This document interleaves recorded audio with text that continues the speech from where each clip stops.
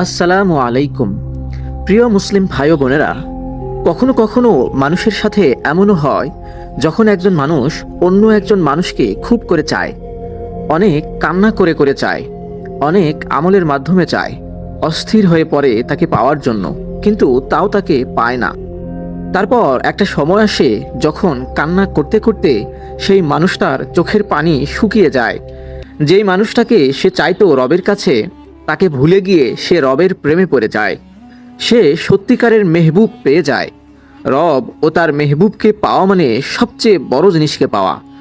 মানুষটা তখন তার রব ও মেহবুবের হয়ে যায় আর বলে, দুনিয়াবাসী তোমরা যা চাও আমার কাছ থেকে ছিনিয়ে নিয়ে যাও, কিন্তু তুমি আমার রবকে আমার থেকে ছিনিয়ে নিতে পারবে না।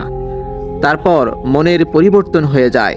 সবসময় আল্লাহর জিকির করতে ভালো লাগে, সেজদায় পড়ে থাকতে ভালো লাগে, রবের স্মরণে মনে শান্তি অনুভূত হয়। তারপর মানুষটা হঠাৎ সেই জিনিসটা পেয়ে যায় যার জন্য সে দোয়া করত, কাকুতি মিনতি করে চাইতো, বেশি বেশি আমল করত। কিন্তু এখন সে অনুভূতিটাই আর নেই যেটা আগে ছিল, কারণ এতদিনে সে রবের ভালোবাসাকে চিনেছে। সত্যিকারের ভালোবাসা অন্য সব ভালোবাসাকে ভুলিয়ে দেয়।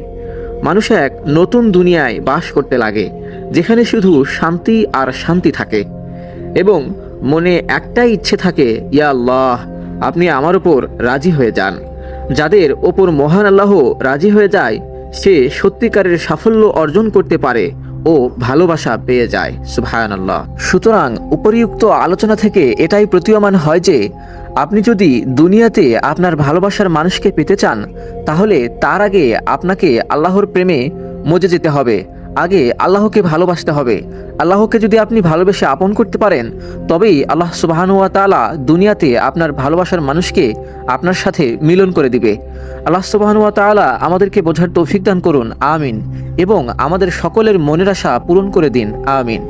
ভিডিওটি ভালো লাগলে একটি লাইক দিবেন এবং এমন আরও ইসলামিক ভিডিও পেতে আমাদের চ্যানেলটি সাবস্ক্রাইব করে আমাদের সাথেই থাকুন।